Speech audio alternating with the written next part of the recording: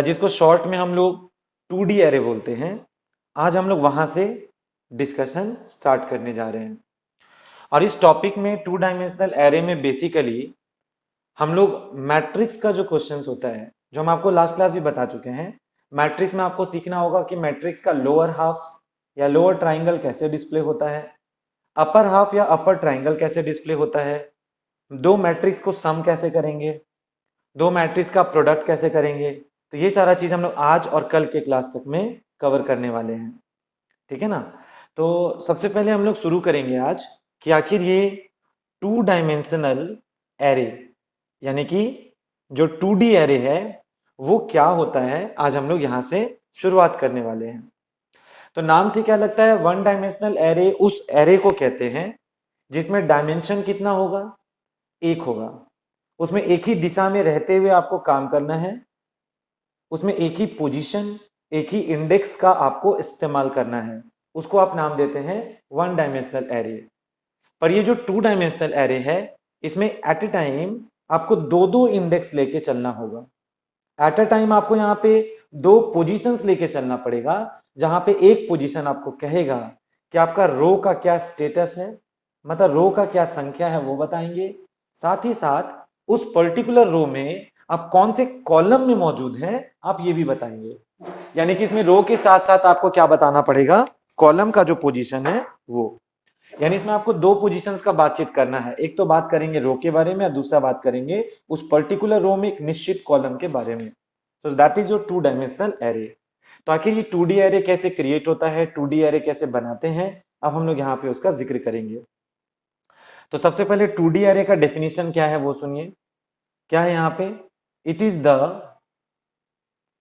The double subscripted array. यानी सबसे पहले तो आप 2D एरे के बारे में बात समझिए कि 2D एरे दरअसल में किस तरह का एरे है। तो 2D एरे दरअसल में डबल सबस्क्रिप्टेड एरे है। डबल सबस्क्रिप्टेड एरे कहने का मतलब ये एक ऐसा एरे है जिसमें आपको डबल सबस्क्रिप्ट मिलेगा, यानी कि दो पोजीशन मिलेगा, यानी कि दो इंडेक्स मिलेगा, उसी को डबल सबस्क्रिप्टेड एरे कहते हैं। तो हम उसको क्लियर करके क्या लिखेंगे, that is array having double dimension. मतलब जिस एरे में कितना डायमेंशन है, दो डायमेंशन है, डबल डायमेंशन और इंडेक्स, ठीक है। यानी वो एरे, वो कलेक्शन ऑफ एलिमेंट्स जिसमें रिकॉग्नाइज करने के लिए, पहचान देने के लिए आप कितना पोजीशंस का यूज करेंगे, दो, ठीक है। तो उसी को कहते हैं 2 डायमेंशनल या डबल सब्सक्रिप्टेड एरे उसको कहते हैं। नेक्स्ट आप याद रखेंगे यहाँ पे एक point, it is the matrix. आप 2D एरे को या मैट्रिक्स कह सकते हैं। It is the matrix of row and column. मतलब ये हुआ कि इसमें रो और कॉलम्स का एक प्रॉपर ऑर्गेनाइज्ड कलेक्शन देखने को मिलता है, इसीलिए इसको matrix of row and column कह सकते हैं 2D एरे को। आप इसको और क्या बोल सकते हैं, आप इसको बोल सकते हैं it is the array of array. यानी पता है ये जो 2D एरे है वो दरअसल में एरे का भी एरे है। यानी आप एरे को मिला के जो एरे बनाते हैं, 2D एरे दरअसल में वो चीज है। यानी it is the array of array, यानी एरे का भी ये एरे होता है। बाकी तो कोड वगैरह देखना स्टार्ट करेंगे तो खुद समझेंगे इसको हम लोग एरे ऑफ एरे क्यों कह रहे हैं, ठीक है। तो पहले आप एक बार 2D एरे का डिक्लेरेशन कैसे होता है, 2D एरे का घोषणा कैसे होता है, पहले आप उसका सिंटैक्स समझ लीजिए, तरीका समझ लीजिए। तो हम आपको अभी सिंटैक्स बताने जा रहे हैं 2 डायमेंशनल एरे के बारे में, क्या कि ये 2 डायमेंशनल एरे का घोषणा किस तरीके से किया जाता है। तो उसका सिंटैक्स कुछ ऐसा है, देखिए आपको सबसे पहले क्या लिखना होगा, डेटा टाइप स्पेस देकर फिर आपको यहाँ पे क्या लिखना होगा, एरे का नाम, जो नाम आपने तय किया होगा वो नाम यहाँ देंगे। आप पता है 1 डायमेंशनल एरे में आप यहाँ ब्रैकेट में साइज लिखते थे, पर 2 डायमेंशनल एरे में आपको यहाँ पे दो ब्रैकेट्स यूज करना होगा, जिसमें एक ब्रैकेट के सेट में रो साइज होगा और सुनो सेकेंड ब्रैकेट के सेट में यहाँ पर कॉलम का साइज होगा और आप टर्मिनेट कर देंगे। तो 2D एरे बनाने के समय आपको पहले डेटा टाइप का जिक्र करना है, उसके बाद एरे का जो नाम आपने सोच रखा है वो लिखना है, उसके बाद आपको दो साइज बताना है, जिसमें एक साइज आपको रो का संख्या बताएगा और दूसरा साइज आपको कॉलम का संख्या बताएगा। तो सिंटैक्स तो आप देख रहे हैं, थोड़ा एग्जांपल देखिए। हम यहाँ डेटा टाइप के जगह पे इंट लगा दिए, हम यहाँ एरे के नाम में क्या लगा दिए, ए लगा दिए। अब देखो रो का साइज में हम यहाँ पे सपोज करो 3 लगा दिए, और कॉलम का साइज में सपोज करो 4 लगा दिए। तो पहले एक बात समझिए, अगर आप इंट ए करते तो इंटीजर टाइप का ए के नाम से बस एक ब्लॉक बनता। देखिए अगर आप ऐसे लिखते इंट ए 3 और ये नहीं देते तो इंटीजर टाइप का ए के नाम से 1 डायमेंशनल एरे बनता और उसमें एलिमेंट का संख्या 3 होता। पर आज आप क्या लिखे हैं, इंट ए 3 4, इसका मतलब ये हुआ इंटीजर टाइप का ए के नाम से, पता है क्या होगा, इंटीजर टाइप का ए के नाम से यहाँ पे क्या होगा, 1 2 3 रो बनेगा। समझिएगा बात, ये जो सामने वाला वैल्यू है ये हमेशा रो का साइज बताएगा, हमेशा ये होगा ही होगा। तो रो बना कितना 1 2 3, और हर रो में कॉलम का साइज कितना गिवन है 4, तो हर रो में घुस के कॉलम का साइज कितना हो गया, 4 हो गया कॉलम का साइज, ठीक है ना। यानी कि 3 रो में 4 कॉलम्स बटा है, तो 3 4 जा 12। अगर आप टोटल ब्लॉक्स का संख्या देखेंगे तो वो होगा रो इंटू कॉलम, यानी 3 4 जा 12, क्योंकि रो का संख्या 3 है और हर रो में 4 कॉलम्स हैं, तो 3 रो में 4 कॉलम यानी कि 12 वैल्यूज 12 ब्लॉक्स बना हुआ है। सर नामकरण कैसे करेंगे सर इस परिस्थिति में, तो देखिए what is your array name, your array name is a, तो पता है इसका नामकरण कैसे होगा, ए के साथ रो का पोजीशन 0 से स्टार्ट हुआ, यहां पे कॉलम का पोजीशन 0 होगा, यानी इस बॉक्स का नाम हो जाएगा A00। ओके, इस बॉक्स का नाम होगा A0 और इधर से कॉलम का पोजीशन 1, यहां पे A02, यहां पे A03। तो नामकरण बोलने के समय आपको कंप्लीट मर्ज करके नाम कहना होगा, और हर नाम में आप देखिएगा कि 2 पोजीशंस बताने पड़ेंगे, जहां एक पोजीशन रो का स्टेटस है और दूसरा पोजीशन उस रो में कॉलम का स्टेटस है। सिमिलरली यहां पे नेमिंग कैसे करोगे, A10, A11, A12, A13, और लास्ट में नामकरण कैसे करोगे, A20, A21, A22, A23। तो इस तरह से आप यहाँ पे 3 रो 4 कॉलम का जो घर है उसका जो नामकरण है वो आपने परफॉर्म किया। सपोज कीजिए हमसे कोई पूछे कि बताओ इस घर का क्या नाम है, इस घर का कोई आपसे नाम पूछ रहा है, तो इस घर का नाम समझ गए होंगे क्या होगा, इस घर का नाम होगा ए, रो का पोजीशन 2 है बट कॉलम का पोजीशन कितना है 0, तो इस घर का नाम A20 है। सिमिलरली अगर आपसे कोई पूछता है कि बताओ इस वाले ब्लॉक का क्या नाम है, इस घर का क्या नाम है, तो इस घर का नाम क्या होगा, ए, रो का पोजीशन था 0 बट कॉलम का पोजीशन कितना था 3, तो इस घर का नाम हो गया A03। इस तरह से आप हर एक ब्लॉक का पहचान या नाम दे सकते हैं। पर मुद्दा यह है हर ब्लॉक का जो नाम है उसमें तो आपको ए लिखना पड़ रहा है, ठीक है ना, हर ब्लॉक का जो नाम है उसमें ए तो लिखना पड़ेगा, पर उसके साथ आपको कहना पड़ेगा कि उसका रो का क्या स्थिति है और कॉलम का क्या स्थिति है, दोनों को मिला के ही आप उसका एक पर्टिकुलर नाम कह सकते हैं। जैसे इसका नाम आपने क्या कह दिया, ए के साथ 20, इसका नाम आपने क्या कह दिया, ए के साथ 03, इसी तरह से आप हर एक का नाम यहाँ पे कह सकते हैं। तो इस तरीके से 2 डायमेंशनल एरे मेमोरी में क्रिएट होता है प्रोग्रामिंग में। तो ये जो नामकरण किया गया है उसमें कोई डाउट नहीं रखेंगे आप, आपको हमेशा 2 पोजीशंस लगाना पड़ेगा, one to tell you the row position and another to tell you the column position. तो ये कहानी था 2D एरे को क्रिएट करने से रिलेटेड, जो बहुत ही सिंपल है, आसान है, आप यहाँ देख सकते हैं। अच्छा सुनिए, अब ये 2D एरे क्या था ये समझ गए। 2D एरे को याद है हम बोले थे एरे ऑफ एरे बोले थे। पहले एक बात सुनिए, सपोज कीजिए एक बच्चे का मार्क्स, सॉरी एक बच्चे का 3 सब्जेक्ट का मार्क्स ऐसे बिखरा हुआ है, एक स्टूडेंट का 3 सब्जेक्ट का मार्क्स यूं बिखरा हुआ है। जब आप इन तीनों को एक साथ असेंबल करते हैं तो बनता है एक 1 डायमेंशनल एरे। ये देखिए, इसका मतलब ये हुआ जब मार्क्स 3 सब्जेक्ट का था, बिखरा हुआ था, स्कैटर्ड था, आपने तीनों को इकट्ठा किया तो 1 डायमेंशनल एरे बना। समझ आया बात। पर सुनो, मान लो एक क्लासरूम में 4 बच्चे बैठे हैं और चारों बच्चों का 3 सब्जेक्ट का मार्क्स है। अब आप ऐसे सोचिए, जैसे एक बच्चे का 3 सब्जेक्ट का मार्क्स आमतौर पे आप अलग अलग वेरिएबल्स बनाकर बिखेर कर बनाते हैं, उन्हीं तीनों मार्क्स को जब आप इकट्ठा कर दिए तो एक 1 डायमेंशनल एरे बना। तो ये जो 1 डायमेंशनल एरे है ये एक स्टूडेंट का मार्क्स को बयान कर रहा है, ये जो 1 डायमेंशनल एरे है ये सेकंड स्टूडेंट का 3 सब्जेक्ट के मार्क्स को बयान कर रहा है, ये जो 1 डायमेंशनल एरे है ये तीसरे बच्चे के 3 सब्जेक्ट के मार्क्स को एक्सप्लेन कर रहा है, और ये जो 1 डायमेंशनल एरे है ये चौथे बच्चे को 3 सब्जेक्ट के मार्क्स को एक्सप्लेन कर रहा है। तो आखिर ये सब तो 1D एरे है ना। तो सुनो, जब आप इस 1D array 1D array 1D array 1D array को इकट्ठा कर रहे हैं तो यहां पे देखो कितने बच्चे थे, यहां पे 1 2 3 4, तो देखो 1 2 3 4, 4 बच्चे हैं और कितने सब्जेक्ट का मार्क्स है 3, तो 1 2 3। तो देखो ये भी तो देखो जैसे ये एरे बना था सिंपल एलिमेंट्स को मिला के, उसी तरह ये एक बड़ा एरे बना है एरेज को मिला के। देखिएगा बात, ये खुद एरे है तो एरे को मिला के बना है ये बिगर एरे, इसीलिए 2D एरे को हम लोग एरे ऑफ एरे भी कहते हैं। एरे का एरे है ये, आई मीन एरे का कलेक्शन है ये, ऐसे सोचिए।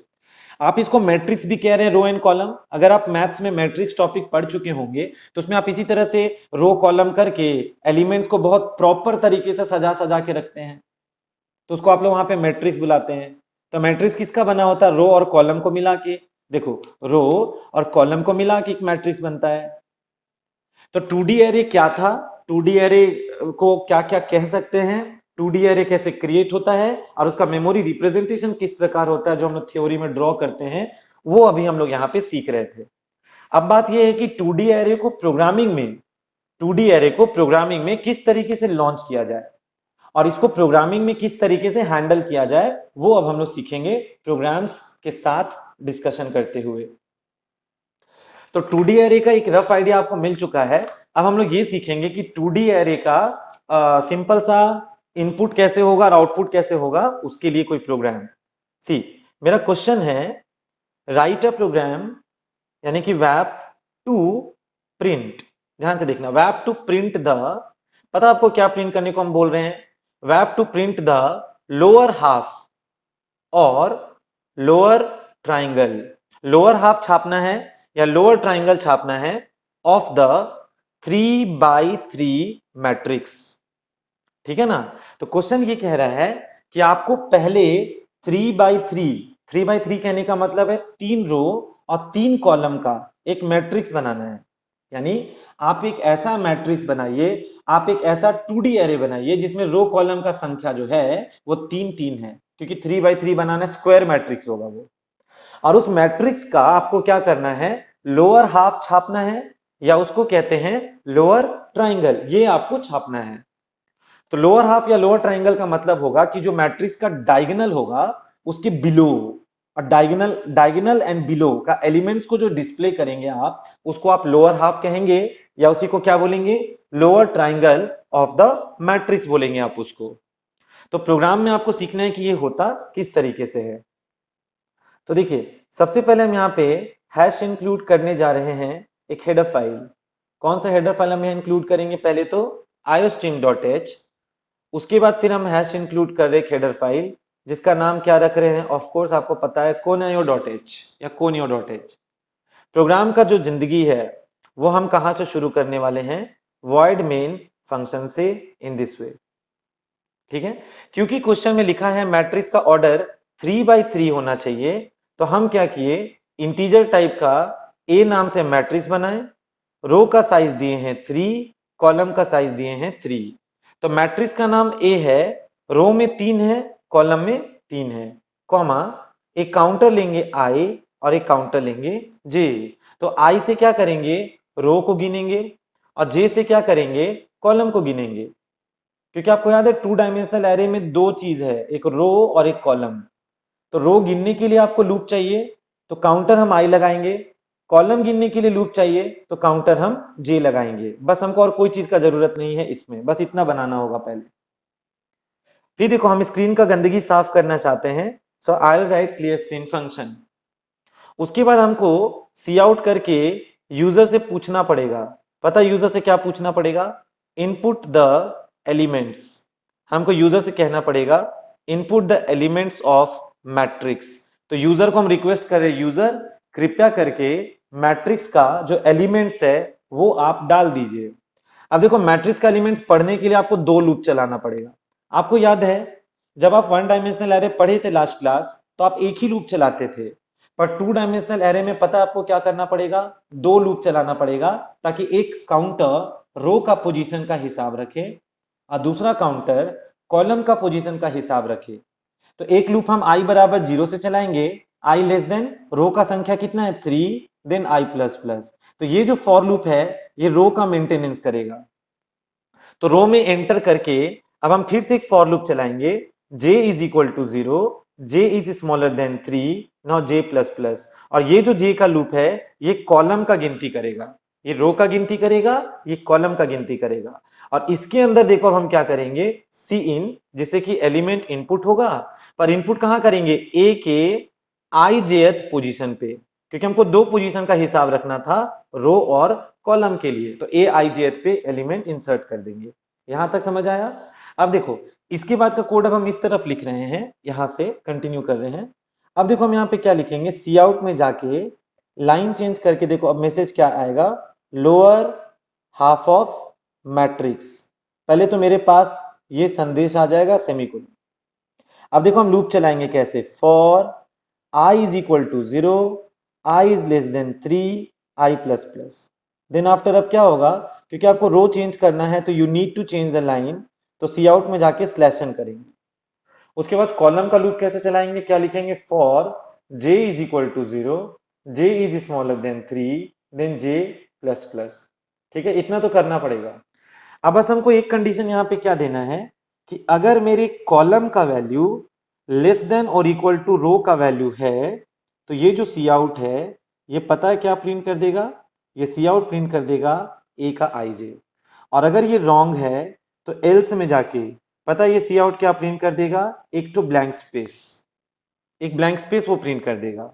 फिर यहाँ पे इनर फॉर लूप क्लोज हो गया, फिर यहाँ पे आउटर फॉर लूप क्लोज हो गया, यहाँ पर गेट सी एच आ गया, ना here main function is over, life is over.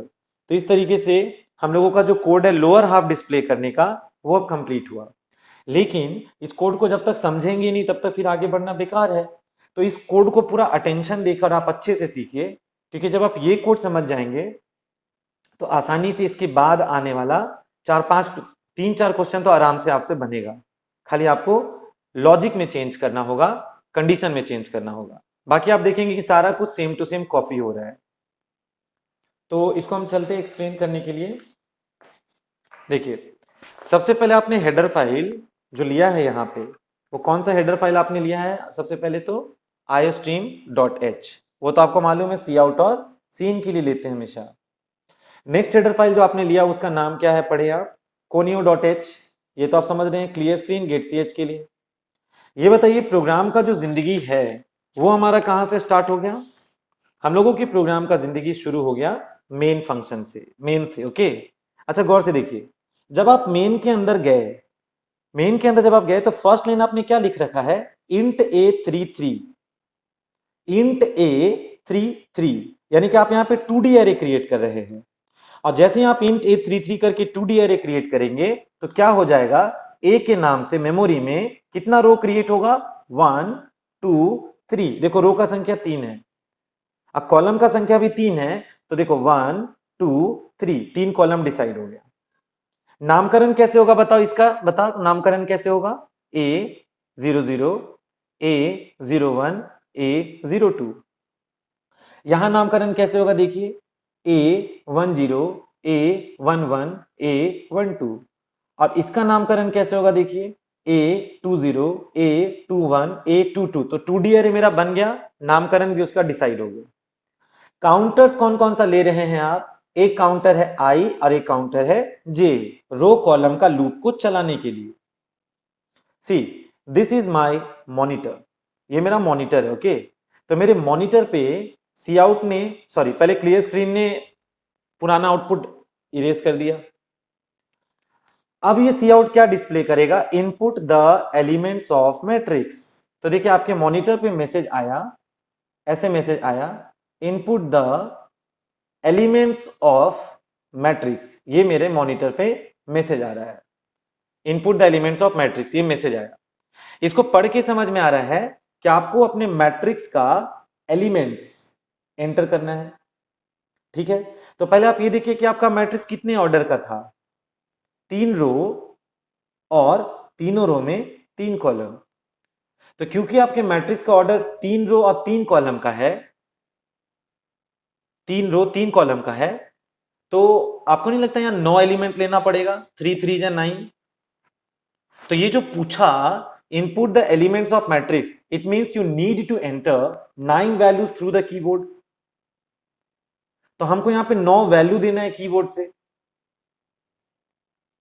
तो देखिए हम कौन कौन सा 9 वैल्यू दे रहे हैं।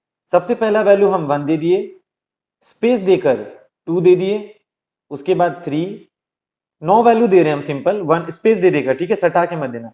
1 स्पेस 2 स्पेस 3 स्पेस 4 5 6 7 8, 9 वैल्यू देके लास्ट में हम एंटर दबा दिए कीबोर्ड से, ठीक है। सर क्या ऐसी ही वैल्यू देना है सीरियल ऑर्डर में? तो ऐसा नहीं है, आपके ऊपर है कि आप किस तरह का वैल्यू देना चाहते हैं। हम जानबूझ के सिंपल वैल्यूज दे रहे हैं, पहले 1 फिर 2 फिर 3 टिल 9 तक हम दे दिए 9 वैल्यूज। अब सीखना यह है कि आखिर ये 9 वैल्यू को 2D एरे में मेमोरी में कैसे एक एक करके सजा सजा के रखा जाता है। एक एक वैल्यू को कैसे आप मेमोरी में सजा सजा के अरेंज कर करके रखेंगे, सीखना यह है। तो उसके लिए देखिए यहां पे क्या होने वाला है। सबसे पहले मेरे आई का वैल्यू कितना हो गया? 0। ध्यान दीजिए मेरे आई का वैल्यू कितना हो गया? 0, क्योंकि हमको रो नंबर 0 के लिए अभी बातचीत करना है। ये देखो आई का वैल्यू मेरा 0 है। अब चेक करो, क्या 0 इज स्मॉलर देन 3? आई में जो 0 है क्या वो स्मॉलर देन 3? Yes sir. आप अंदर आइए, आई 0 लेकर आप अंदर आइए। जब आप अंदर आ गए तो देखो अब जे कितना से स्टार्ट हो गया? 0 से। अब आप ये चेक कीजिए, क्या 0 इज स्मॉलर देन 3? सुनिए बात, जे 0 है तो क्या 0 is smaller than 3? Yes sir. अब आप उसके भी अंदर आ गए, तो जे मेरा 0 है, 0 स्मॉलर देन 3 है। जब हम उसके भी अंदर आ गए तो ये सी इन कीबोर्ड से सबसे पहले कौन सा वैल्यू को पढ़ा? 1 को पढ़ा, क्योंकि हम वही टाइप किए हैं। ध्यान से देखो किसमें इनपुट हो गया? ए के आईजेथ पोजीशन पे इनपुट हो गया। तो बताओ सीन किस वैल्यू को पढ़ा था? 1 को। 1 को रीड करके वो कहां पे इनपुट करवाया? ए के आईजेथ पे। तो ए के आईजेथ कहने का मतलब है ए का 0 0 पे। तो ए का 0 0 में वैल्यू कौन सा गया? 1 गया। अब सुनिए, इनर फॉर लूप क्लोज हो रहा है तो रिटर्न होकर कहां पे जाएंगे आप? जे प्लस प्लस पे। जब जे प्लस प्लस हुआ तो जे बढ़कर 1 हो गया। अब चेक कीजिए, क्या 1 इज स्मॉलर देन 3? जे में जो 1 है, क्या 1 इज स्मॉलर देन 3? यस। आप उसके अंदर आ गए। अब देखो ये सीन अगला वैल्यू कौन सा रीड किया? 2, क्योंकि आप अगला वैल्यू 2 टाइप किए हैं। तो 2 को जब सीन रीड किया तो किस में इनपुट कर दिया? ए के आईजे में। तो ए के आईजे कहने का मतलब है ए के 0 1 में। तो ए के 0 1 का मतलब है, 0 1 का मतलब है इस जगह पे कितना डाल देगा? 2। सिमिलरली जब ये क्लोज होगा, जब आप घूम के ऊपर जाएंगे तो जे प्लस प्लस करने पर जे का वैल्यू 2 हो जाएगा। अब आप ये देखिए, क्या 2 is smaller than 3? 2 is smaller than 3। Yes, condition is true again. तो ये सी इन अगला वैल्यू कौन सा रीड किया? 3 को रीड किया। तो जब सी इन ने 3 को रीड किया तो किस में इनपुट करवाया? ए के आईजे में। अब ए के आईजे कहने का मतलब क्या है? ए का 0 2। तो सोचिए ए का 0 2 में वैल्यू कौन सा रीड होके चला गया? 3। फिर सुनिए क्या होगा, जब जे प्लस प्लस पे जाओगे तो जे बढ़ते बढ़ते 3 हो गया। क्या 3 is smaller than 3? No. 3 smaller than 3? No. Limit cross, निकल लीजिए बाहर यहां से। अब देखिए आउटर फॉर लूप क्लोज हो रहा है। जब आउटर फॉर लूप क्लोज हो रहा है तो घूम के कहां जाओगे? यहां से घूम के आई प्लस प्लस पे, तो आई बिकम्स 1। और आई 1 होने का मतलब है कि अब आप रो नंबर 1 में ट्रेवल करेंगे। टफ नहीं है, बस हेक्टिक है क्योंकि बार बार लूप चलाना पड़ता है। तो अब आई 1 के लिए प्रोसेस चलेगा, ठीक है ना। तो ये बताओ, क्या 1 इज स्मॉलर देन 3? यस। आप अंदर आइए। 1 इज स्मॉलर देन 3? यस। आप अंदर आइए। अब अंदर आ गए तो अब जे का गिनती कहां से स्टार्ट हो जाएगा? 0 से। ये बताओ, क्या 0 इज स्मॉलर देन 3? यस। अंदर आ जाइए। तो सी ने नेक्स्ट वैल्यू क्या रीड किया? 4 को रीड किया। और किस में इनपुट करवाया? ए का आईजे। और ए का आईजे कहने का मतलब क्या होगा? ए का 1 0। तो ए का 1 0 ये है, इसमें कौन सा वैल्यू चला गया? 4। घूम के कहां जाओगे, जे प्लस प्लस पे, तो जे कितना हो गया 1। अब बताओ क्या 1 इज स्मॉलर देन 3? यस। तो सीन ने नेक्स्ट वैल्यू क्या पढ़ लिया 5, और किसमें इनपुट कर लिया ए का आईजे। तो ए का आईजे कहने का मतलब ए का 1 1, तो 1 1 में नेक्स्ट वैल्यू कौन सा चला गया 5। फिर से घूम के कहां जाओगे, जे प्लस प्लस, नाउ जे बिकम्स 2। तो क्या 2 is smaller than 3? Yes. Inter कीजिए अंदर। सी ने नेक्स्ट वैल्यू क्या रीड किया 6, और किसमें स्टोर किया ए का आईजे, यानी ए का 1 2। तो ए का 1 2 पोजीशन पे वैल्यू कौन सा चला गया 6। देन आफ्टर जे बढ़ते बढ़ते कितना हो जाएगा 3। तो क्या 3 is smaller than 3? No sir. तो इससे क्विट करके बाहर आ जाओ। आउटर लूप का डेडलाइन आ गया। फिर से घूम के कहां जाएंगे आई प्लस प्लस पे। तो अब जाके मेरे आई का वैल्यू जो है वो हो जाएगा 2, और आई 2 होने का मतलब है कि अब हम रो नंबर 2 में विचरण करेंगे, घूमेंगे फिरेंगे। तो देखो आई जब 2 हो गया हमारा, तो क्या 2 इज स्मॉलर देन 3 है क्या? Yes sir. तो अब जब आप अंदर आएंगे तो रो नंबर 2 में घुस के कॉलम 0, कॉलम 1, कॉलम 2 का काम आप करेंगे। अब तो आप ये बताइए जे का वैल्यू जो है मेरा अंदर आकर कहां से स्टार्ट किया, जे का वैल्यू 0 से स्टार्ट किया। क्या ये 0 इज स्मॉलर देन 3 है क्या? यस। तो सीन ने अगला वैल्यू कौन सा रीड किया 7। 7 को किस में इनपुट किया, ए का आईजे में। तो ए का आईजे कहने का मतलब है ए का 2 0। तो ए का 2 0 में वैल्यू कौन सा चला गया 7। नेक्स्ट जो है घूमकर आप कहां जाएंगे जे प्लस प्लस पे, तो मेरे जे में कौन आ गया 1। तो क्या 1 इज स्मॉलर देन 3? यस। तो सीन ने नेक्स्ट वैल्यू कौन सा रीड किया 8, और 8 को रीड करके सीन किस में डालेगा ए का आईजे। तो ए का आईजे कहने का मतलब है 2 1। तो ए का 2 1 में नेक्स्ट वैल्यू कौन सा आ गया 8। अब लास्ट टाइम जे प्लस प्लस पे जाएंगे, जे बढ़कर 2 हो जाएगा, 2 इज अगेन स्मॉलर देन 3। तो सीन ने नेक्स्ट वैल्यू कौन सा रीड कर लिया 9।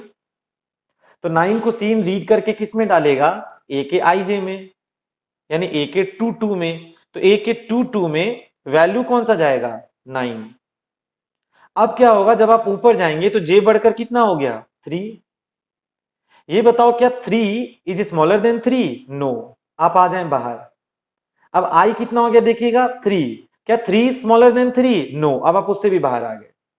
तो आप देखिए कि 3 रो का लूप चला, और तीनों रो के लूप में जब जब आप घुसे तब तब कॉलम का लूप 3 3 बार चला। तो ये काम थोड़ा सा आप देख रहे होंगे बोरिंग भी है, लेंदी भी है, हेक्टिक भी है, पर एक बार इसको ढंग से आप समझ जाएंगे प्रोसेसिंग करना, लूपिंग चलाना, तो आइंदा से आप इसको शॉर्टकट भी मार सकते हैं क्योंकि आपको इसका पैटर्न पता रहेगा। एनीवेज, यहां पे हम लोग 2D एरे का वैल्यू इंसर्ट करना सीखे 3 रो 3 कॉलम के लिहाज से। अब आपको उस मैट्रिक्स का छापना है लोअर हाफ। देखो ये मेरा मैट्रिक्स है ना, ये उसका प्रिंसिपल डायगोनल कहलाता है। तो आपको अपनी इस मैट्रिक्स का लोअर हाफ जब छापना है तो आपको प्रिंसिपल डायगोनल लेते हुए उसके बिलो वाला एलिमेंट्स को भी डिस्प्ले करना है। तो देखो प्रिंसिपल डायगोनल एंड बिलो का एलिमेंट्स जब छपेगा तब उसको कहेंगे कि ये मेरे मैट्रिक्स का लोअर हाफ है। और हाँ, ये सब क्वेश्चन स्क्वायर मैट्रिक्स में होगा, रेक्टेंगुलर मैट्रिक्स में मत करिएगा ये सब। रेक्टेंगुलर मैट्रिक्स कहने का मतलब अगर इसमें रो 3 है कॉलम 5 है तब उसमें ये सब प्रोग्राम नहीं सॉल्व कर सकते हैं आप, क्योंकि आपको अच्छे से पता है lower half, upper half, diagonals, ये सब आप स्क्वायर मैट्रिक्स में करते हैं, रेक्टेंगुलर में नहीं कर सकते हैं। एनीवेज, तो देखो मेरा मैट्रिक्स जो है वो बनकर तैयार है। अब करना क्या है, इस मैट्रिक्स का हमको छापना है लोअर हाफ। तो फिर से उसी तरीके से बार बार लूप चलाने के लिए आप तैयार हो जाइए, ठीक है ना। तो पहले देखिए, इस बार देखिए अब क्या हो रहा है।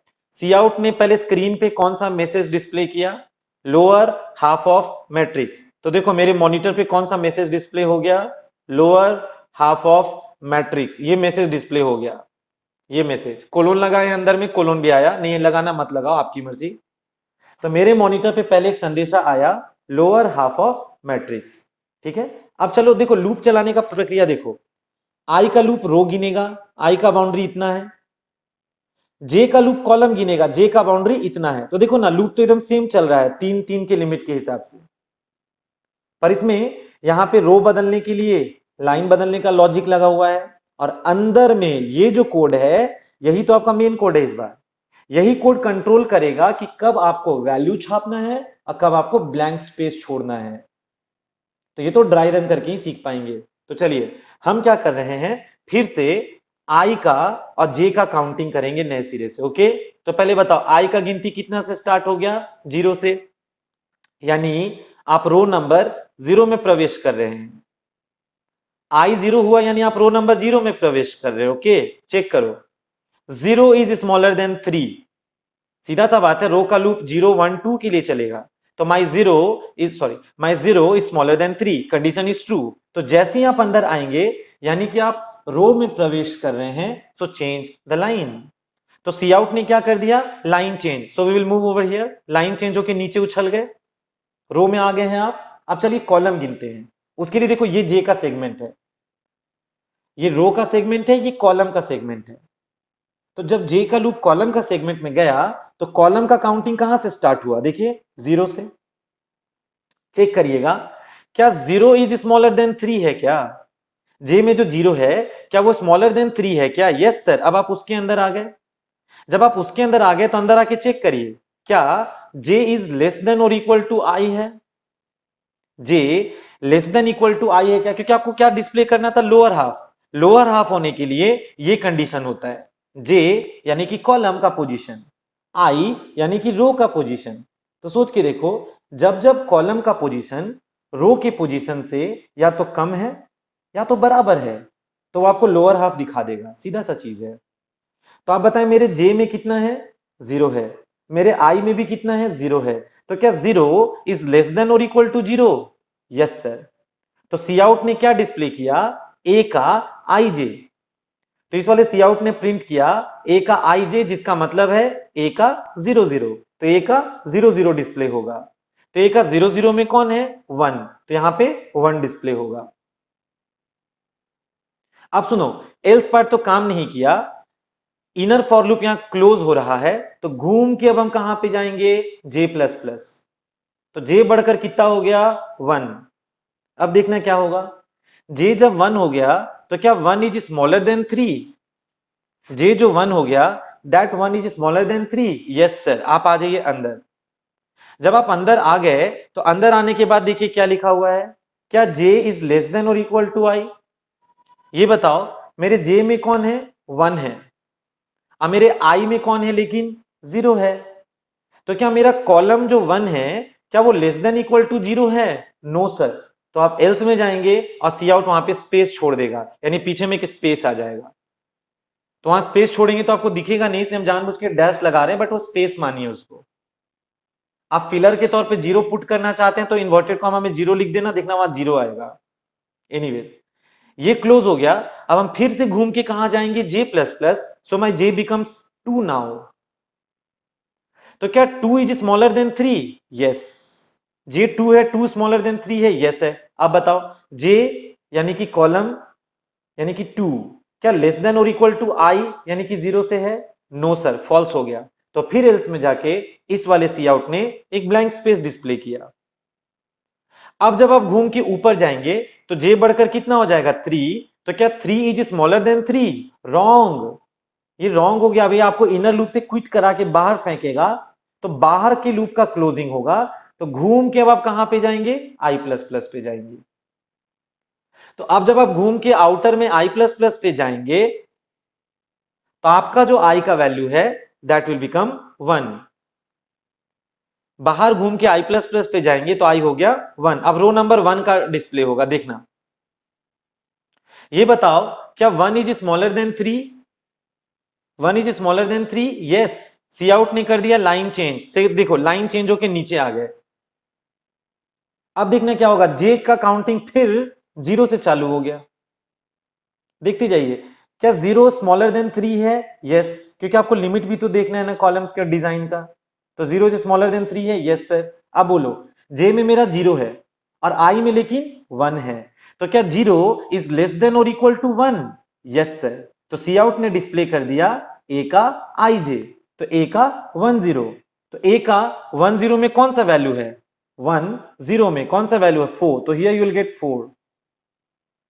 फिर से सुनिए, ये क्लोज हो गया, J प्लस प्लस पे जाओगे, J बढ़कर 1 हो गया, तो क्या 1 इज स्मॉलर देन 3? यस। तो क्या 1 is less than equal to 1? Yes. तो column less than equal to row है? यस। तो A 1 1, तो A के 1 1 में कौन सा वैल्यू है? 5, so here you will get 5। देखिए ऑटोमेटिकली डिजाइन आ रहा है। फिर से जब J प्लस प्लस करोगे, J बढ़कर 2 हो जाएगा, तो क्या 2 इज स्मॉलर देन 3? यस। पर अंदर में आके चेक करो, क्या 2 इज लेस देन और इक्वल टू 1? नो। तो एल्स में जाके सी आउट ने स्पेस छोड़ दिया। फिर जब J प्लस प्लस करोगे, J बिकम्स 3, तो क्या 3 इज स्मॉलर देन 3? नो। देखो इनर लूप क्विट होके बाहर आ गए, अब आउटर लूप का क्लोजिंग है, घूम के कहां जाओगे? I plus plus, so I becomes 2 now. देखो I मेरा अब 2 हो गया, यानी रो नंबर 2 का बातचीत होगा last time. So 2 is smaller than 3? Yes. Change the line, नीचे आ गए।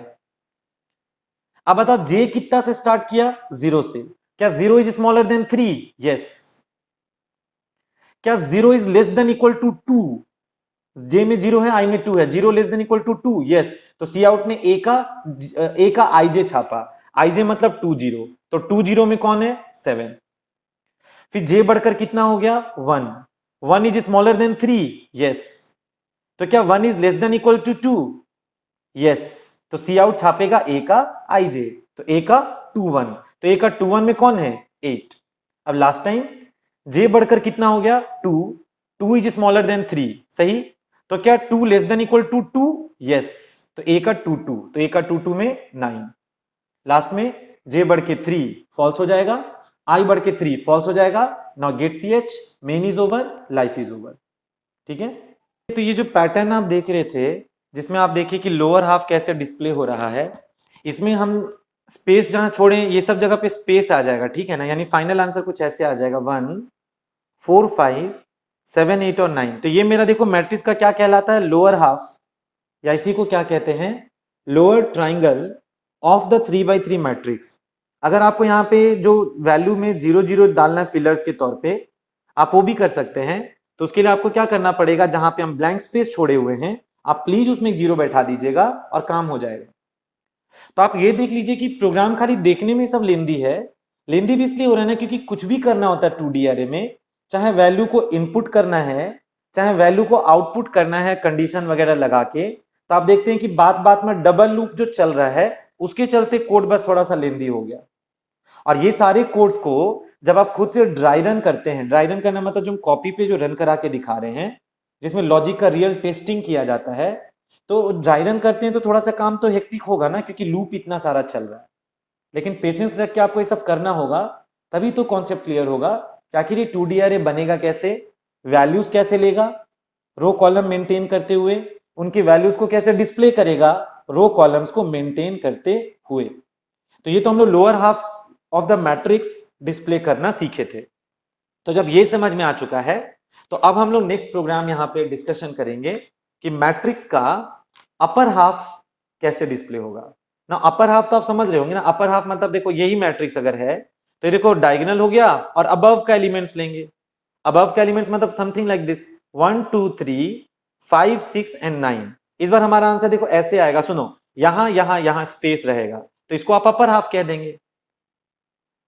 अब जरा सोच के देखो, लोअर हाफ लगाना था तो मेरा कंडीशन ये था कि मेरे जे का मतलब कॉलम वॉज लेस देन और इक्वल टू आई का मतलब रो। तो जब ये लॉजिक सेटिस्फाई होता था तो वो हमको लोअर हाफ बताता था। तो अपर हाफ बताने के लिए कॉमन सेंस लगाओ, ऊपर जाना है, देखो डायगोनल लेते हुए ऊपर जाना है, तो ये कंडीशन खाली बदल जाएगा। आपको क्या लिखना होगा? जे इज ग्रेटर देन और इक्वल टू आई लिखना होगा, बाकी सब तो कॉपी पेस्ट होगा पूरा प्रोग्राम। यानी इस बार पूरा प्रोग्राम आप देखेंगे कॉपी हो रहा है, खाली हम लोग ये जो condition less than equal to लगाते थे उसको हम लोगों को ग्रेटर देन इक्वल टू करना होगा। तो करना तो पड़ेगा, चलिए करके देखते हैं।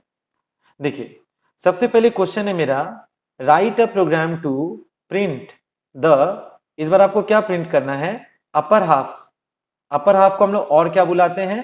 अपर ट्राइंगल भी बुलाते हैं, अपर हाफ या अपर ट्राइंगल ऑफ 3x3 मैट्रिक्स। तो आपको अपने मैट्रिक्स का क्या प्रिंट करके दिखाना है, अपर हाफ या अपर ट्राइंगल प्रिंट करके दिखाना है। अब कैसा उसका आउटपुट आएगा वो तो आपने देखा हुआ है। तो देखिए सबसे पहले अब हम लोग क्या करेंगे, इसका आंसर में क्या करेंगे, हेडर फाइल तो वही सब लेंगे पहले की तरह, istream.h कर लेंगे। फिर एक हेडर फाइल हम लोग यहाँ पे कौन सा इंक्लूड कर लेंगे, इसको ठीक से लिखेंगे, हैश इंक्लूड conio.h। प्रोग्राम का जो लाइफ है that will start from the main function as usual. अब मेन फंक्शन में घुसकर हम लोग सबसे पहले इंटीजर टाइप का ए नाम से 2D एरे बना देंगे, जिसमें रो का संख्या 3 और कॉलम का संख्या 3 दे देंगे, क्योंकि क्वेश्चन में 3x3 मैट्रिक्स लिखा हुआ है। तो रो कॉलम का वैल्यू 3 3 देंगे, रो का काउंटर i, कॉलम का काउंटर j, और कुछ नहीं बनाना है वेरिएबल्स। स्क्रीन इरेज करना है, साफ करना है, clear screen we will use. अब ये जो सी आउट है, ये देखिए आपसे क्या पूछने लगा, ये आपसे पूछने लगा इनपुट एलिमेंट्स ऑफ मैट्रिक्स। तो ये आपसे मैट्रिक्स का क्या मांगने लग गया, एलिमेंट्स मांगने लग गया। तो आप डबल लूप चलाएंगे रो और कॉलम के लिए, तो क्या लिखेंगे, for i is equal to 0, i less than 3i plus plus. अब क्या करेंगे बताइए, for j is equal to 0, j is less than 3j plus plus. ठीक है, अब वैल्यू कैसे पढ़ाता है, सीन करके यहां पे क्या लगा दोगे, a का ij, ये इनर लूप क्लोज, ये आउटर लूप क्लोज। अब आप जरा गौर से देखिए, इनपुट करने का प्रक्रिया एकदम कॉपी पेस्ट हुआ है, अभी थोड़ी देर पहले जो हम पढ़ाए थे प्रोग्राम उसमें से एकदम सेम है, क्योंकि 3 बार रो के लिए मेंटेनेंस करेंगे, तीनों रो में एंटर करके कॉलम्स का मेंटेनेंस करेंगे, और ये सी इन एक एक करके वैल्यूज को कीबोर्ड से पढ़ता जाएगा और एरे के ijth पोजीशन पे बारी बारी से इंसर्ट करता जाएगा वैल्यूज को। इसलिए ये कोड पूरा कॉपी पेस्ट है यहां तक। इसके बाद देखो हम कोड यहां पे कंटिन्यू कर रहे हैं। देखो पिछले बार याद है हम सी आउट में जाके लोअर हाफ डिस्प्ले किए थे, इस बार हम यहाँ पे मैसेज में क्या लिखेंगे, अपर हाफ ऑफ मैट्रिक्स। मेरा आंसर इस बार ऐसे आएगा, अपर हाफ ऑफ मैट्रिक्स, ये हम डिस्प्ले किए हेडलाइन। ठीक है, उसके बाद देखो क्या होगा, लूप चलाना तो आपको पता है ना, रो का लूप कितना चलाएंगे, i equal 0, i less than 3, i plus plus. अब रो को मेंटेन करने के लिए you will write like this, cout में लगा देंगे \n। कॉलम का लूप कैसे चलाएंगे आप, for j is equal to 0, j is smaller than 3, j plus plus, ये कॉलम का लूप चलाएंगे। अब देखो रो का लूप वैसा ही है, लाइन चेंज हो रहा है रो बदलने के लिए, कॉलम का लूप वैसा ही है, खाली कंडीशन याद है पिछली बार जब लोअर हाफ हम लिखे थे तो मेरा कंडीशन यहां पे लिखा था कि if j is smaller than equal to i, इस बार आपको लिखना होगा j इज ग्रेटर देन और इक्वल टू i। आपको याद है j तो कॉलम का पोजीशन है और i तो रो का पोजीशन है हम लोगों के अजम्पशन के हिसाब से। तो जब जब हम लोगों का कॉलम का पोजीशन अब अगर रो का पोजीशन के बराबर है या बड़ा है तो आपको एलिमेंट छापना है। तो एलिमेंट छापने के लिए सी आउट में जाके क्या लगा दोगे, सी आउट में जाके aij लगा देना, और अगर ये रॉन्ग होगा तो एल्स में जाके सी आउट में क्या लगा दोगे, ब्लैंक स्पेस लगा देना। ठीक है ना, ये ब्लैंक स्पेस लगा देगा। उसके बाद ये हो गया हमारा क्लोज, ये क्लोज। अब हो गया ये हमारा आउटर लूप क्लोज। अब यहां पे हम क्या लगा देंगे, get ch, now main is over, life is also over. तो सब कुछ सेम है, पूरा प्रोग्राम सेम है, तो इसलिए हम बोले थे पहला प्रोग्राम समझ जाएंगे तो ये सब तुरंत तुरंत समझ में आएगा, खाली ये लॉजिक समझना होगा ये क्यों लिखा गया है। और ये समझने के लिए चलो ड्राई रन करके हम लोग देख लेते हैं। देखिए फिर से अब हम लोग क्या करने वाले हैं, इसका ड्राई रन देखने के लिए क्या करने वाले हैं उसको देखते हैं। देखिए सबसे पहले बताइए, हेडर फाइल तो istream.h आपने लगाया, दूसरा conio.h लगाया, जिंदगी कहां से स्टार्ट हो गया है, मेन फंक्शन से। मेन में एंटर करके आपने लिखा int a33 because it was given in the question कि आपका मैट्रिक्स का साइज 3x3 का है, ऑर्डर उसका 3x3 का है। तो हम यहां पे पहले a के नाम से फिर से रिवाइज करा रहे हैं, 3 रो और 3 कॉलम का रिजर्वेशन हो गया। नामकरण कैसे हो जाएगा, a00, a01, a02, यहां नामकरण कैसे हो जाएगा, a10, a11, a12, यहां पे नामकरण कैसे हो जाएगा, a20, a21 और a22। चलो 3 रो 3 कॉलम का घर बन गया। काउंटर्स हम कौन कौन सा लेंगे, एक काउंटर आई, एक काउंटर जे, रो और कॉलम को जो मेंटेन करना है अगेन एंड अगेन उसके लिए। See this is my monitor again, ये मेरा मॉनिटर है। तो मेरे मॉनिटर पे बताओ, क्लियर स्क्रीन तो कचरा वचड़ा साफ कर दिया पहले का आउटपुट। अब ये सी आउट क्या कह रहा है पढ़िएगा, इनपुट एलिमेंट्स ऑफ मैट्रिक्स। तो आपकी स्क्रीन पर एक मैसेज आया, कौन सा मैसेज आया मॉनिटर पे, इनपुट एलिमेंट्स ऑफ मैट्रिक्स, ये मैसेज आपके मॉनिटर पे आया। इसको पढ़ के आप समझ गए होंगे कि आपको अपने मैट्रिक्स का टोटल 9 एलिमेंट्स देना है। कैसे पता 9 एलिमेंट्स देना है, क्योंकि 3/3 ऑर्डर है, तो 3 3 9 एलिमेंट तो लेगा वो। तो 9 एलिमेंट हम एक काम करते फिर वैसे ही दे देते हैं, 1 2 3 4 5 6 7 8 और 9, 9 एलिमेंट डालकर एंटर मार देंगे हम। कैसे 9 एलिमेंट्स रीड होगा, एक बार उसका एक दो स्टेप तक रिवाइज करा देते हैं। देखिए फिर से, आई का गिनती कहां से चालू होगा, 0 से। अब ये बताओ क्या 0 इज स्मॉलर देन 3 है क्या, यस सर, क्योंकि रो का गिनती 0 1 2 तक जो करना है। तो अभी मेरे आई का वैल्यू कितना है, 0, यानी हम यहां प्रवेश करना चाहते हैं। तो क्या रो 0 इज स्मॉलर देन 3 है क्या, yes sir, condition is true, so we will move inside. तो रो 0 में घुस के अब बताइए जे कितना हो गया, 0, यानी रो 0 में घुस के अब कॉलम 0 की बारी है। तो ये बताओ क्या column 0 is also smaller than 3, yes sir, आप लिमिट में है तो उसके भी आप अंदर प्रवेश कीजिए। यानी आप रो 0 में घुस के कॉलम 0 में प्रवेश कर चुके हैं। तो ये सी इन कीबोर्ड से कौन सा वैल्यू को रीड किया, 1 को रीड किया। अब 1 को रीड करके किस में इनपुट करवाया, ए का आईजे में इनपुट करवाया। तो ए का आईजे कहने का मतलब है ए का 0 0, तो ए का 0 0 में इनपुट कौन हो गया, 1। एकदम सेम रिवाइज हो रहा है आपका। देखो इनर लूप का बाउंड्री क्लोज हो रहा है, आप रिटर्न होके कहां पे जाएंगे, जे प्लस प्लस पे, तो my J becomes 1 but I is still 0, यानी रो अभी भी 0 है पर कॉलम अब कहां पे आ गया, 1 पे आ गया। समझिए बात। अच्छा ये बताइए जे तो 1 हो गया, तो क्या 1 is again smaller than 3, yes sir, क्योंकि आप लिमिट में हैं, फिर से लूप चलेगा। तो अब ये सीन नेक्स्ट एलिमेंट कीबोर्ड से कौन सा इनपुट करेगा, 2, और किसके भीतर इनपुट करवा देगा, ए का आईजे। तो ए का आईजे कहने का मतलब है ए का 0 1, तो ए का 0 1 में वैल्यू कौन सा चला जाएगा, 2। देन आफ्टर क्या होगा, इनर लूप क्लोज हो गया, घूम के कहां जाएंगे, जे प्लस प्लस, ना J becomes 2, so row is still 0 but column has become 2, यानी अब आप यहां पे आ गए हैं। चेक करो, क्या 2 इज स्मॉलर देन 3, क्या 2 is smaller than 3, yes sir.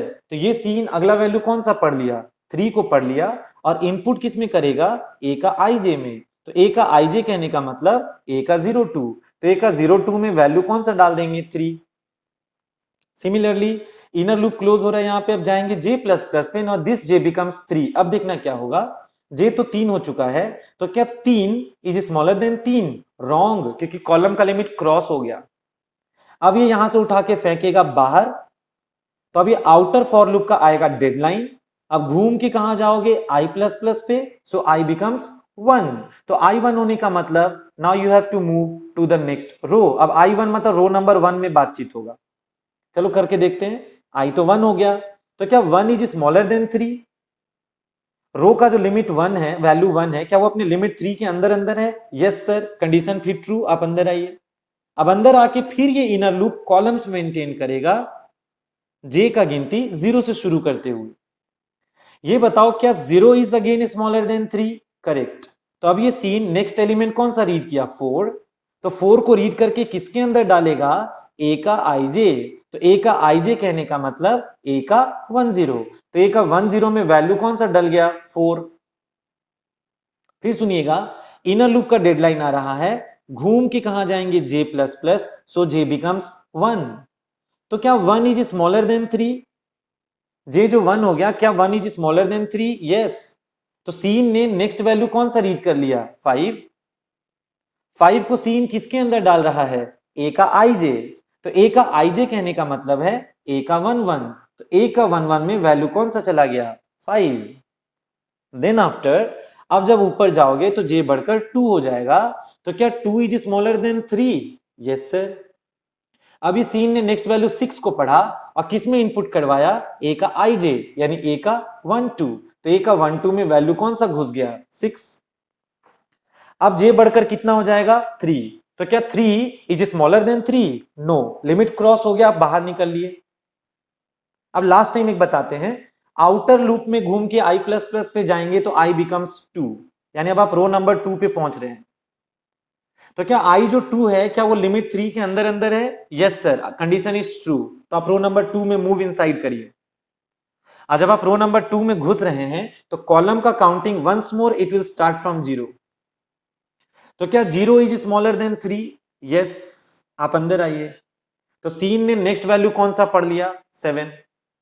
7 को जब सीन पढ़ा तो किस में इनपुट किया? ए का आईजे। ए का आईजे कहने का मतलब ए का 20, तो ए का 20 में कौन सा गया वैल्यू? 7। इनर लूप क्लोज हो गया, घूम के जे प्लस प्लस पे जाएंगे तो जे बढ़कर 1। तो क्या 1 इज स्मॉलर देन 3? यस। तो सीन ने अगला वैल्यू कौन सा पढ़ लिया? 8 को पढ़ लिया और किस में स्टोर किया? ए का आईजे यानी ए का 21। तो ए का 21 में नेक्स्ट वैल्यू 8 आ जाएगा। अब आप लौट के कहां जाएंगे? जे प्लस प्लस, जे बढ़कर 2 हो गया, तो क्या 2 इज स्मॉलर देन 3? यस। तो ये सीन नेक्स्ट वैल्यू कौन सा पढ़ लिया? 9, और इनपुट किस में कर लिया? ए का आईजे, तो ए का 22, तो ए का 22 में 9। अब जे बढ़कर 3 हो जाएगा तो 3 लेस देन लिमिट 3 फॉल्स हो गया, बाहर आ गए। आई भी 3 हो गया, 3 लेस देन द लिमिट 3 वो भी फॉल्स हो गया, उससे भी बाहर आ गए। तो देखो 2 बार ऑलरेडी हम लोग ये लंबा कोड को रिवाइज कर चुके हैं, पूरा स्टार्टिंग से एंड तक 9 बार लूप चला के। आइंदा से इनपुट का प्रक्रिया जब भी आएगा 2D एरे में, तो ये अब आप खुद ही से मैनेज कर सकते हैं। बस आप उसका लिमिट्स देख लीजिएगा, रो के लिए कितना लिमिट है और रो में घुस घुस के कॉलम्स के लिए कितना लिमिट है। बाकी इसका मेंटेनेंस आपसे खुद से हो जाएगा अब तो। Anyways, lower half sorry upper half display करने के लिए मैट्रिक्स को बनाना तो जरूरी था, वो हम लोगों ने बना लिया। अब चलिए इसका हम लोग क्या डिस्प्ले करेंगे? Upper half. तो देखो ये जो सी आउट है वो लाइन चेंज करके पहले कौन सा हेडलाइन प्रिंट कर रहा है? Upper half of matrix. तो देखो आपके मॉनिटर पे क्या जवाब आ गया? जवाब आ गया अपर हाफ ऑफ मैट्रिक्स। ये देखो ऐसे उसका जवाब आ गया। ठीक है, कोलोन नहीं दिए तो कोलोन नहीं आएगा, दिए रहते तो कोलोन आता। देना नहीं देना कोलोन आपके हाथ में ये तो। अच्छा अब एक बात बताओ, मैट्रिक्स का अपर हाफ भी छापना है तो लिमिट तो लूप तो वैसे ही नहीं चलेगा। i equal 0, i less than 3, j equal 0, j less than 3। Condition तो खाली यहां पे ना चेंज होगा, डिजाइन तो नहीं ना खराब कर सकते, क्योंकि आपके मैट्रिक्स का मैक्सिमम लिमिट तो 3/3 है ना। तो लूप का लिमिट को तो नहीं ना छेड़छाड़ कर सकते, वो तो वैसे ही रखना होगा। तो चलो देखो, हम यहां फिर से i गिनेंगे, यहां पर हम j गिनेंगे। देखते जाइए, मेरे i में अभी कितना है? 0, यानी हम रो नंबर 0 में प्रवेश कर रहे हैं। फिर चेक करो, क्या 0 इज स्मॉलर देन 3? यस, आप अंदर आ गए। अंदर आने का मतलब आप रो में जा रहे हैं, क्योंकि अब आपको छापना भी है, इसलिए हम रो बदलने के लिए लाइन चेंज करके दिखाएंगे। तो मेरा लाइन चेंज होकर हमको नीचे कर दिया। अब देखो मेरे जे का गिनती कहां से स्टार्ट हो गया? 0 से।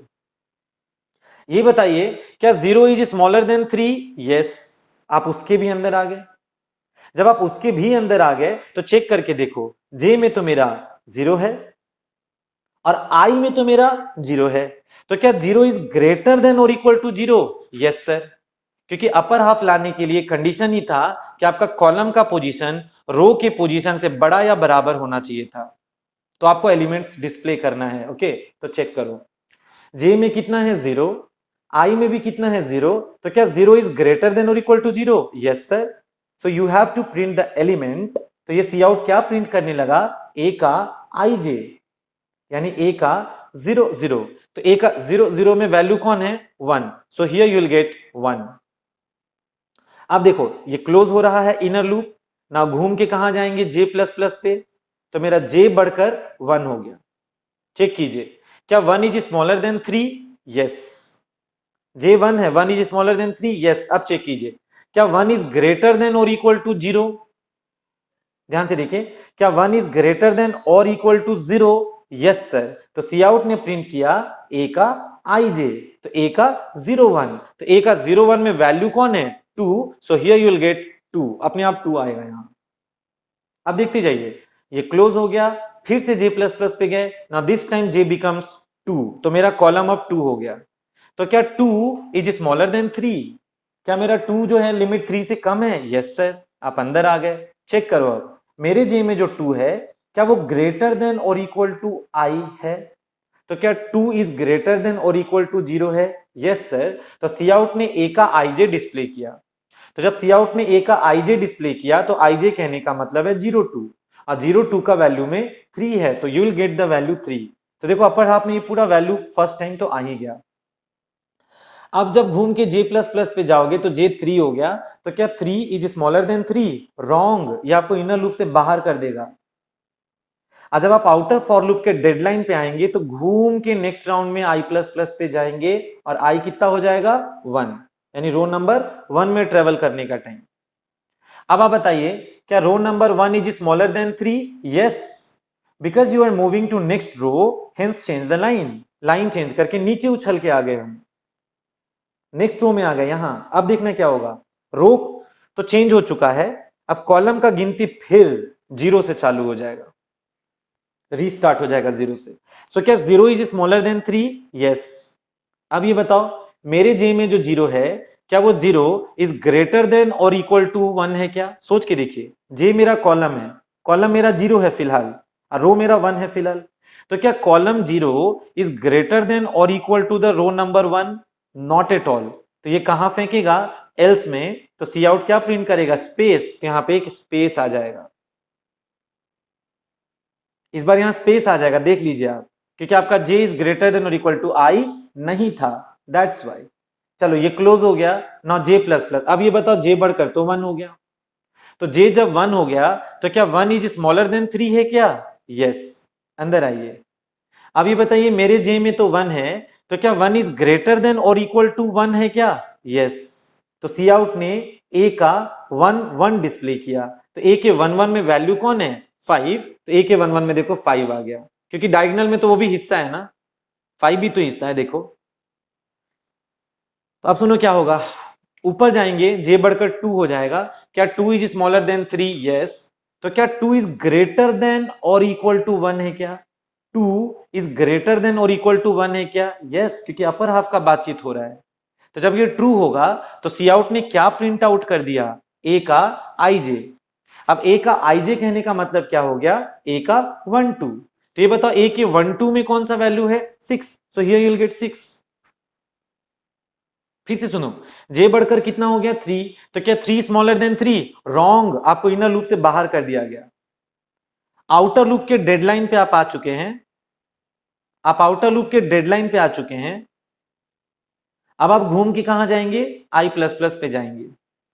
तो जैसे ही आप घूम के आई प्लस प्लस पे जाएंगे,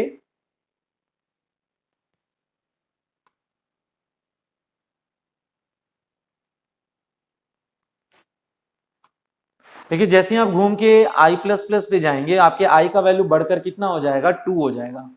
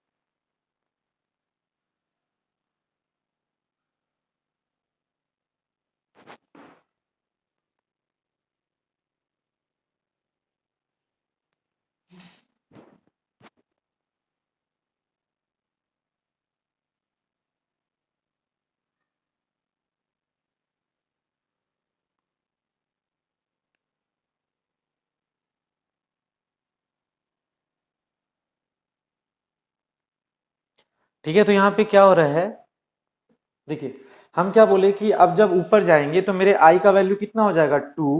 तो जब मेरे आई का वैल्यू 2 हो जाएगा यानी अब हम लोग रो नंबर 2 में जा रहे हैं। अब चेक कीजिए क्या 2 इज स्मॉलर देन 3? यस, क्योंकि अब न्यू रो में आप जा रहे हैं, so change the line. Line change करके देखो अब हम लोग यहां पे आ गए। अब ये बताइए मेरे जे का काउंटिंग जो कॉलम का है, it will again start from 0। तो क्या कॉलम 0 इज लेस देन 3 है क्या? यस, आप उसके अंदर आ जाएं। तो ये बताइए मेरे जे में कितना है? 0। तो क्या 0 इज ग्रेटर देन और इक्वल टू 2 है क्या? इस बार आई याद करो 2 है, कॉलम मेरा 0 है। तो क्या कॉलम जो है क्या इस बार रो की पोजीशन से बड़ा या बराबर है क्या? नहीं है। तो एल्स में जाके सी आउट में एक स्पेस प्रिंट किया। देन आफ्टर आप जे प्लस प्लस पे जाएंगे and this J becomes how much? 1। तो क्या 1 इज स्मॉलर देन 3? यस। तो क्या 1 इज ग्रेटर देन और इक्वल टू 2? Again no.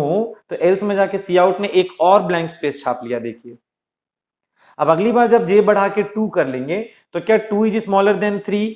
ये तो सही है। तो क्या 2 इज ग्रेटर देन और इक्वल टू 2? यस। ठीक है, तो सी आउट ए का आई जे प्रिंट करेगा, बोले तो ए का 2 प्रिंट करेगा। तो ए का 2 में वैल्यू कौन सा था? 9। So here you will get 9। तो देखिए इस बार क्या हुआ, डायगोनल एंड अबव में वैल्यूज प्रिंट हो गया और नीचे वालों में स्पेस छूट गया। अब जे बढ़कर कितना हो जाएगा? 3। 3 लेस देन 3 लिमिट क्रॉस, बाहर आ गए, आउटर फॉर लूप क्लोज हो गया। अब जब ऊपर जाके आई प्लस प्लस करोगे तो आई भी 3 हो जाएगा, तो 3 लेस देन 3 लिमिट वो भी क्रॉस हो जाएगा। अब आपको ओवरऑल बाहर फेंक देगा। अब गेट सी एच ने स्क्रीन को होल्ड किया, आप कोई की प्रेस कीजिए, स्क्रीन छूट जाएगा, फिर main is over, life is over हो जाएगा। तो आप देखिए एक तरह से जो लोअर हाफ हम आपको पढ़ाए, अपर हाफ में पूरा कोड फिर से थॉरोली रिवीजन हुआ, बस आपका ये कंडीशन खाली चेंज हो गया और ये मैसेज चेंज हो गया। तो देखिए अब अगर आपको हम एक क्वेश्चन देते हैं, यहां पे सपोज कीजिए कि write a program to print the, आपको पता है क्या प्रिंट करना है? मेन, या उसको हम लोग क्या बोल रहे हैं, मेन या प्रिंसिपल डायगोनल। आपको इसमें मेन या प्रिंसिपल डायगोनल छापना है ऑफ 3x3 मैट्रिक्स। देखो अगर आपका मैट्रिक्स का वैल्यूज ऐसा है कुछ 1 2 3, सपोज करो हम एग्जांपल ले रहे हैं 4 5 6 7 8 9, सपोज करो ये आपका मैट्रिक्स है। तो हम आपको लोअर हाफ में ये हिस्सा छपवाए, अपर हाफ में ये हिस्सा छपवाए, लेकिन अगर कोई प्रिंसिपल डायगोनल बोलता है तो आपको खाली ये हिस्सा छापना है। यानी आपका आंसर देखिए ऐसे आना चाहिए 1 5 9, ये आंसर आना चाहिए डिजाइन के साथ। सुनो, यहां यहां यहां और यहां यहां यहां स्पेस रहना चाहिए, जहां डैश के वहां स्पेस रहना चाहिए। वैल्यू में बस हमको 1 5 और 9 दिखना चाहिए। तो ये तो बहुत ही सिंपल सा प्रोग्राम है। इसका जो आंसर है आपको फिर से सुनिए, सब कुछ कॉपी पेस्ट करना है। मैट्रिक्स बनाना होगा, एलिमेंट्स इस तरीके से रीड करना होगा, और हाँ सी आउट में जाके हेडलाइन आप बदल लेंगे। ये अब आपको होमवर्क में करना है खुद से। हेडलाइन बदल के क्या कर लेंगे आप, यहां पे पता है, इसको लिख देंगे प्रिंसिपल डायगोनल ऑफ मैट्रिक्स, ये कर लेंगे। रो का लूप सेम चलेगा, लाइन तो चेंज करना होगा, कॉलम का लूप सेम चलेगा। बस आप क्या करिएगा, ये कंडीशन चेंज कर दीजिएगा, बस सिर्फ ये कंडीशन चेंज करना है, बाकी सब कुछ कॉपी पेस्ट होगा। और जानते हैं कंडीशन में आपको क्या लिखना होगा? If I double is equal to J, बस ये लॉजिक लगा देना। ये लॉजिक इसलिए लगाना है क्योंकि डायगोनल पोजीशन पे पता है क्या होगा, जो मेरे रो का पोजीशन है और जो मेरे कॉलम का पोजीशन है वो मैचिंग होगा। ठीक है, जैसे देखो मेरा डायगोनल कौन कौन, डायगोनल एलिमेंट कौन कौन है? 1 5 और 9 है ना। तो जहां 1 है वहां देखिए रो भी 0 है, कॉलम भी 0 है। 5 जहां है वहां देखिए रो भी 1 है, कॉलम भी देखिए 1 है। 9 है जहां वहां देखिए रो भी 2 है, कॉलम भी 2 है। यानी इसे साबित होता है छोटा को छोड़ देना है, बड़ा को छोड़ देना है, पर जब आई और जे मैचिंग है तो उसको रख लेना है। तो बस आप ये वाला क्लू है आपके लिए, हिंट है आपके लिए, ये स्टेटमेंट आपको कहां लिख देना है जाके, ये वाला स्टेटमेंट आपको इस जगह पे बस रिप्लेस कर देना है। एलिमेंट तभी छपेगा जब आई और जे मैचिंग होगा।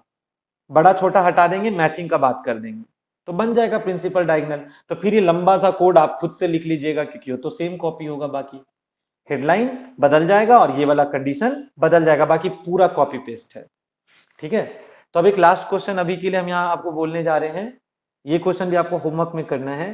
क्वेश्चन ये है write a program to print the. अब देखिए अब आपको प्रिंट क्या करना पता है, आपको प्रिंट करना है सेकेंडरी, या उसी को हम लोग क्या बुलाते हैं, ऑल्टरनेट बुलाते हैं, सेकेंडरी या alternate diagonal of 3x3 matrix, ये अब आपको प्रिंट करना है। अब सुनो, सेकेंडरी डायगोनल का मतलब क्या? प्रिंसिपल या मेन डायगोनल या सिर्फ डायगोनल का मतलब तो आमतौर पे ये समझते हैं, पर सेकेंडरी डायगोनल का मतलब हो गया जैसे मेरा मैट्रिक्स अगर 1 2 3 4 5 6 7 8 और 9 है, तो सेकेंडरी डायगोनल में आपका ये आंसर आना चाहिए, या इसको ऑल्टरनेट डायगोनल, तो इसका आंसर क्या आना चाहिए? 3 5 7। अब सुनिए, यहां यहां यहां यहां यहां यहां स्पेस आना चाहिए, यानी आपको डिजाइन मेंटेन करते हुए प्रिंट करना है।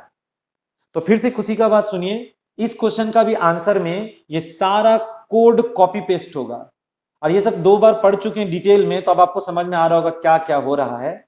हाँ, ये चेंज होगा सी आउट में। मैसेज क्या लिखोगे? सेकेंडरी डायगोनल ऑफ मैट्रिक्स, ये लिखना होगा, सेकेंडरी डायगोनल ऑफ मैट्रिक्स। रो का लूप सेम चलाएंगे, कॉलम का लूप सेम चलाएंगे, बस आप ये लॉजिक चेंज कर देंगे ये वाला। तो हम इसके जगह पे क्या लिखना है उसका डिस्कशन थोड़ा कर ले। देखिए, आपको लिखना होगा if i plus J double is equal to 2। आपको बस ये लॉजिक यहां लगाना है। समझ नहीं आया ये क्यों लिख दिए हम i plus J is equal to 2? तो उसको थोड़ा समझा दें हम। देखिए, सेकेंडरी डायगोनल मतलब ये है ना, सेकेंडरी डायगोनल मतलब क्या है मेरा वैल्यूज? देखिए 3 5 और 7, यहां पे तो आपको स्पेस चाहिए। पहले हमको ये बताइए, जहां पे 3 है इसका पोजीशन क्या है? 3 का पोजीशन क्या है? देखिए तो 0 2 है। ध्यान से देखिए, 3 का पोजीशन कौन है? रो 0 कॉलम 2 है, तो 3 का पोजीशन 0 एंड 2 है। ओके, अच्छा ये जो 5 है उसका पोजीशन देखिए क्या है? 1 इधर से भी है, 1 इधर से भी है, तो 5 का पोजीशन है 1 1। ओके, और 7 का पोजीशन क्या है? 2 0। तो 7 का रो 2 है, कॉलम 0 है। तो ध्यान से देखो, 3 का पोजीशन ये वाला है, 5 का पोजीशन ये वाला है, और 7 का पोजीशन ये वाला है। इन तीनों कॉम्बिनेशन में, अगर हम तीनों को कॉम्बिनेशन में रो और कॉलम को आपस में प्लस कर देंगे तो हमको 2 2 2 मिलेगा। अब बाकी कहीं जगह पे देखो, जैसे यहां का हम बात करें तो यहां पे रो 0 है, कॉलम 1 है, तो 0 प्लस 1 1 हो जाएगा। यहां पे रो 0 है, कॉलम 0 है, तो 0 प्लस 0 0 हो जाएगा। तो आप समझ लीजिए, डायगोनल लाने के लिए रो और कॉलम का सम अगर 2 होगा तभी वो मेरे सेकेंडरी डायगोनल का हिस्सा में आएगा, और अगर सम कम होता है चाहे ज्यादा होता है तो वो सेकेंडरी डायगोनल का हिस्सा नहीं होगा। इसीलिए बस आपको ये हिंट लगा देना है कि जब जब रो और कॉलम के गिनने के दरमियान अगर मेरे रो और कॉलम का जो सम है, रो और कॉलम का जो सम है, अगर मेरा वो सम किसके बराबर आ जाए? 2 के बराबर आ जाए, तो हम लोग समझ जाएंगे कि वो सेकेंडरी डायगोनल पे आता है। अगर मैट्रिक्स 3x3 ऑर्डर का है तब। अगर मैट्रिक्स 3x3 नहीं है, सपोज कीजिए अगर आपका मैट्रिक्स 5x5 है, तो अगर मैट्रिक्स 5x5 है तो डायगोनल के केस में आई और जे का सम ना 4 के बराबर आएगा। आप क्रॉस चेक कर सकते हैं खुद से। 5 रो 5 कॉलम का मैट्रिक्स है, तो सेकेंडरी डायगोनल आने के लिए रो और कॉलम का सम को फिर 4 के बराबर होना होगा। तो ये चेंज आपको जरूरत के हिसाब से करना होगा, किस तरह का स्क्वायर मैट्रिक्स दिया गया है। बट 3x3 के लिए मेरे रो और कॉलम का सम अगर 2 होगा तो याद रखना वो सेकेंडरी डायगोनल का एलिमेंट होगा। और अगर आई और जे एग्जैक्टली बराबर है तो याद रखना वो प्रिंसिपल डायगोनल का एलिमेंट होगा। अगर आपका j ग्रेटर देन और इक्वल टू आई है तो याद रखना वो अपर हाफ या अपर ट्राइंगल का पार्ट होगा। और अगर j लेस देन और इक्वल टू आई है तब याद रखना कि वो लोअर हाफ या लोअर ट्राइंगल का पार्ट होगा। ठीक है।